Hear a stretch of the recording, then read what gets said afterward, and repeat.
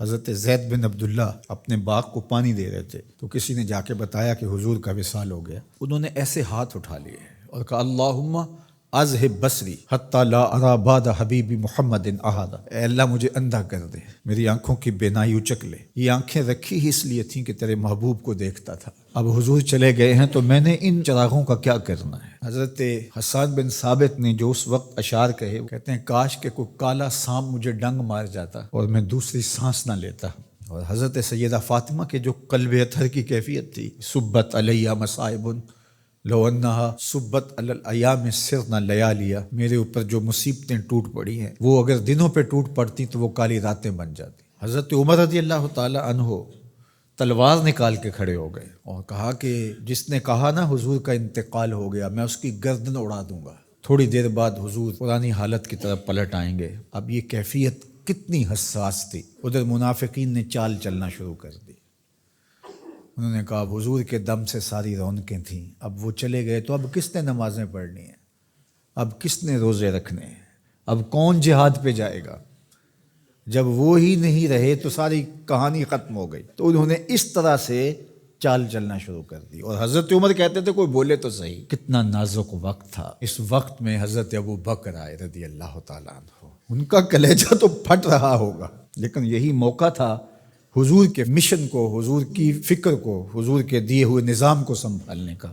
اور اپنے جذبات کو کس طرح کنٹرول کیا ہوگا، اپنے آپ کو پوری طرح سنبھال کر کے لوگوں میں آئے اور دیکھا کہ لوگ جمع ہیں اور حضرت عمر رضی اللہ تعالیٰ عنہ غصے میں تلوار لہرا رہے ہیں۔ خبردار اگر کسی نے کہا کہ حضور کا انتقال ہو گیا تو آپ ایک اونچی جگہ پہ کھڑے ہوئے، لوگوں کو متوجہ کیا۔ حضرت صدیق اکبر رضی اللہ تعالیٰ عنہ کا اس وقت کا جو خطبہ ہے، اس نے اس وقت اسلام کو سنبھالا جب منافق بڑی باریک چال چل رہے تھے۔ اب حضرت ابو بکر آئے اور کھڑے ہوئے، کہا لوگوں مجھے بتاؤ تم اللہ کی عبادت کرتے تھے یا رسول اللہ کی عبادت کرتے تھے؟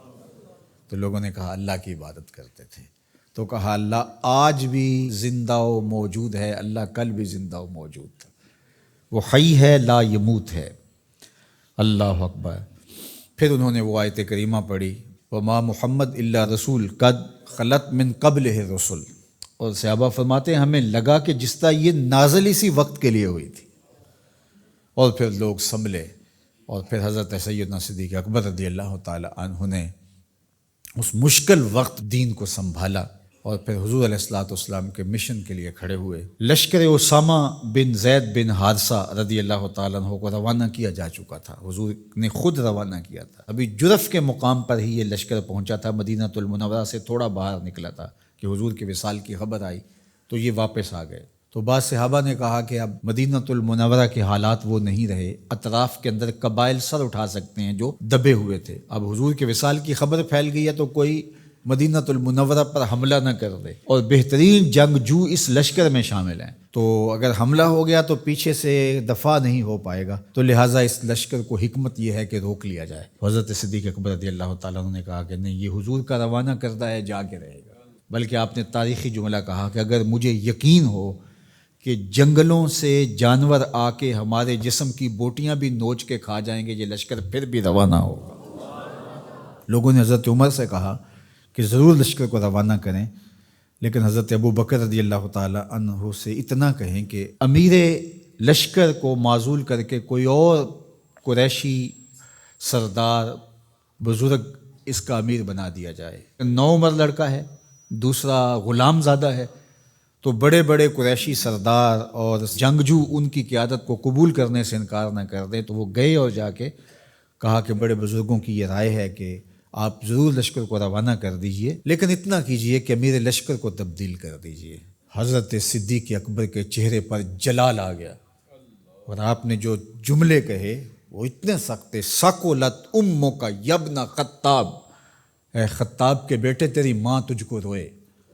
استعملہ رسول اللہ وقد تامرنی ان اعزلہ، ان کو امیر لشکر اللہ کے رسول نے مقرر کیا ہے اور میں کون ہوتا ان کو معزول کر دوں؟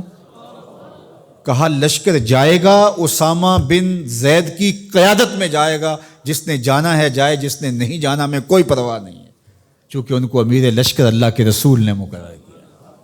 اللہ اکبر۔ پھر جب لشکر اسامہ کو روانہ کیا حضرت صدیق اکبر نے تو حضرت اسامہ کے گھوڑے کی باک اپنے ہاتھوں سے پکڑی اور اسامہ کو اوپر سوار کیا رضی اللہ تعالیٰ عنہ کو، اور نیچے ساتھ پیدل چلے، اللہ اکبر، اور ساتھ یہ کہتے جاتے تھے اسامہ تو وہ ہے جس کو میرے رسول نے مقرر کیا ہے۔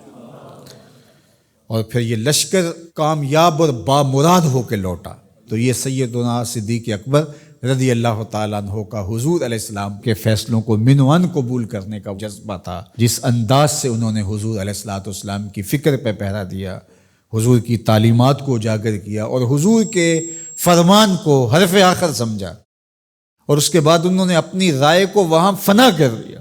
صلح حدیبیہ کا موقع آیا تو 1400 اصحاب تھے، قریش نے کہا ہم عمرہ نہیں کرنے دیں گے، تو وہاں سے ایک معاہدے کے ذریعے واپس آنا ہوا۔ تو حضرت عمر نے کہا ابو بکر ہم دب کے صلح کیوں کریں، صلح کی شرائط تو برابر کی ہونی چاہیے۔ تو حضرت ابو بکر صدیق کا صرف ایک لفظ دیکھیے، انہوں نے کہا عمر کیا یہ صلح نامہ حضور نے قبول کیا ہے؟ کہا کیا ہے۔ کہا ہوا رسول اللہ، کہا وہ اللہ کے رسول ہے۔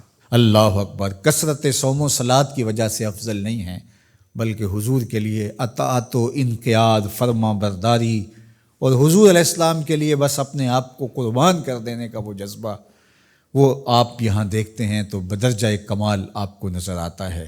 فرمایا کہ میں اللہ کے علاوہ اگر کسی کو خلیل بناتا تو وہ ابو بکر کو بناتا، لیکن میرا خلیل اللہ ہے۔ اللہ اکبر، امن الناس بر مولائے ما، کلیم اول سینائے ما، ہستیو کشت ملت راچو ابر، ثانی اسنینو غارو بدرو قبر۔